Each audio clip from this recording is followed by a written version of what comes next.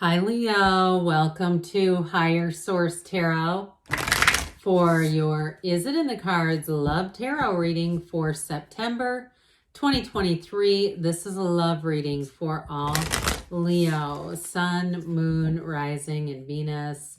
Hey, thanks to everybody for the support, especially hitting that like button.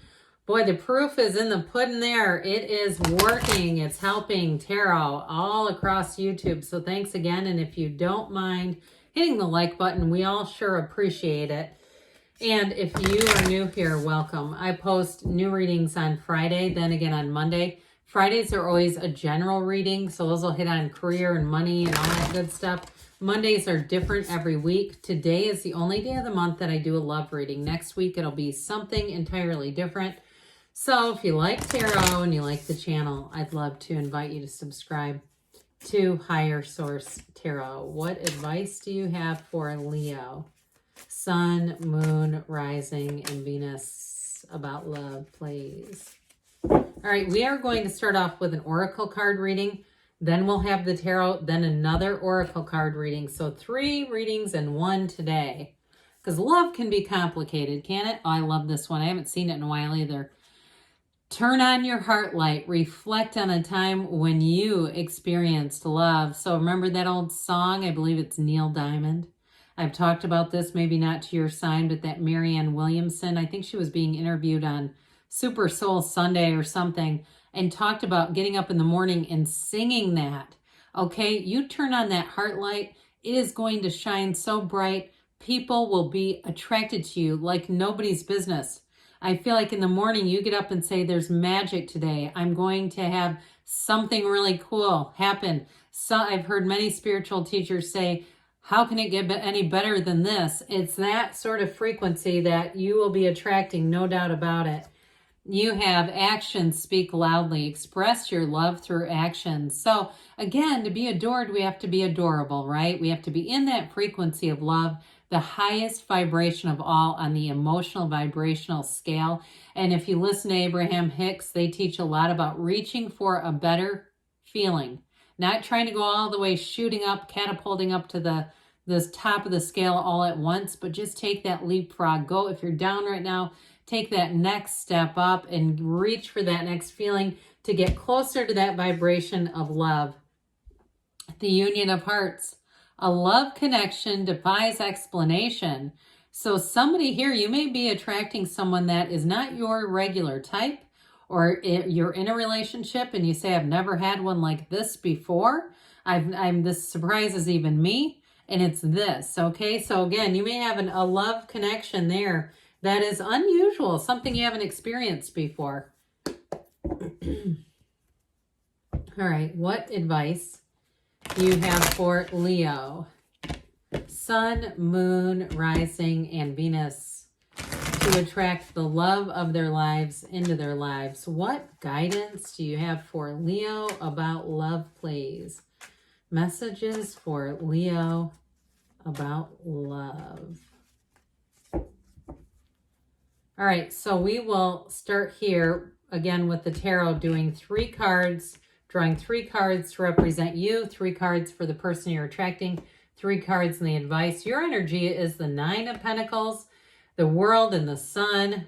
Their energy is the Hanged Man, the King of Wands, and the Emperor. The advice is the Hierophant. This is interesting.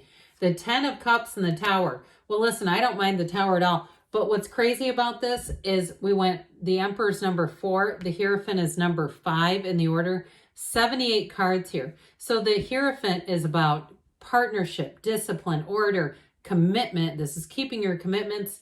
The Hierophant, though, it's treating other people how we want to be treated, but it's also a marriage. Okay, so we've got this 10 of Cups, happy family card. But I do feel like with the Tower there, that Tower energy is a big awakening. So for somebody here, you've got quite a reading here in terms of releasing something that may have held you back for a while, or it could have been them too. Now they have it too with the Hanged Man, the midlife crisis card. So it's possible too that it's more related to them. We'll get into this here though. We have here a lot of major arcana. All right, we only have 9 cards here. And we have 6 major arcana. That is significant. This is going to be the kind of relationship that changes your life. Now, if you are in a breakup, I do see reconciliation. If it's a marriage, I don't see that ending. I mean, I hate to say this, but I also got to somebody who went through a divorce and gets remarried. I mean, I know that's not a popular idea, but I do get that for somebody here.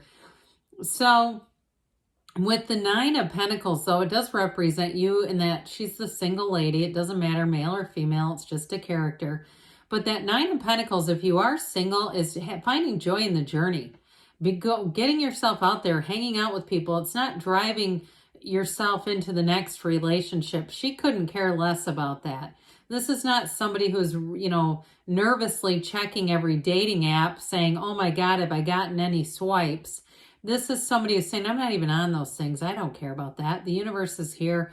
I'm here walking along shoulder to shoulder, having joy in the meantime, and not being so focused on finding the one. So because with the energy of the sun in the world, now we know that judgment comes in between the sun and the world, but the sun is illumination. So I feel like somebody here, you've got an openness. I heard an effervescence. The sun and the world are two of the best cards in the entire deck for love. The energy of the sun is synergy. So you're pulling in people towards you who belong with you, who are going to be the right person for you. There's no doubt about it. And with the energy of the sun, it is love, it's joy, it's true joy. And so the connection that you make with this person will be once in a lifetime. That's what it feels like. I mean, I know we can have many soulmates. I mean, I don't want to deny that fact, but this is something extraordinary. And with the energy of the world, you're going to be feeling it. Now, for some, it certainly could be a long distance kind of a thing. Maybe they're in, or you're in some kind of a military commitment or something like that, or even travel for work where you're in some sort of a contract. With the energy of the world, though, it seems to not matter. It almost makes it more fun if there is a distance piece to this. Like, this is not going to get us down.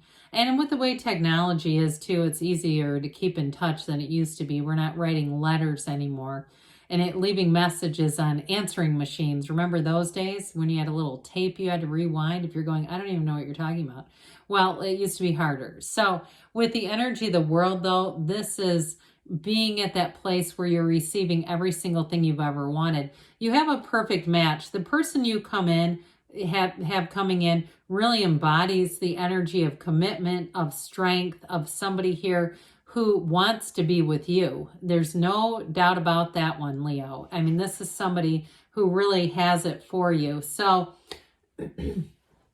I'll tell you too, you've got, did I say that we had Aries and Taurus and Leo and fire and earth and water here? Did I mention that? I don't know. But with this energy of the person that you're attracting, they mean what they say and they say what they mean. This is somebody who is not afraid to be rather forward. They're very charismatic energy too. They're a go-getter by nature. They may be very successful in terms of work and career. They may have also too lived in a lot of different places, like maybe moved around a bit, and it was freedom to them. And it feels like it was work related where they could put in for transfers. They're not afraid to take some risks. If you consider that to be kind of risky. I do feel like too, they may have a little bit of an adventurous spirit, like somebody skydiving or doing something like that, parasailing. I keep seeing them. They're not afraid of heights, or if they are afraid of heights, they intentionally do things to challenge that. That's the feeling I get from them, that sort of risk taker energy. But I feel like you're going to find that sexy. I feel like you're going to be attracted to it. But I will tell you with the Hangman energy, so you got the Tower here, that energy of release, but the Hangman energy too can be an energy where I feel like they're looking for more in their life. Like they've kind of been there, done that. They've done a lot of different things. They've found success. They've had a lot, and they still do. But I do feel like they're in the place where they say, I want to share this with somebody. So if they have been a bit of a nomad in some ways, not that they haven't been successful, but they moved around, they're ready to put down some roots. They still want that adventure. They're still, like I said, kind of a risk taker. They may approach you too. I feel like they wouldn't be shy about that, and they would do it in a way that would be unforgettable. So get ready, because whoever this is, they're bold, they're passionate. And they're not, like I said, they're not afraid to put themselves out there. So you won't be wondering what they're thinking, feeling, doing. It won't be like that. The commitment here is strong, but so is the connection, so is the passion. It's all and truthfully with this too, though, they've got great loyalty. It's all coming together is what I was going to say. Now, the number 4 is important here with the energy of the Hangman, but I will say you have 3, 7, 12.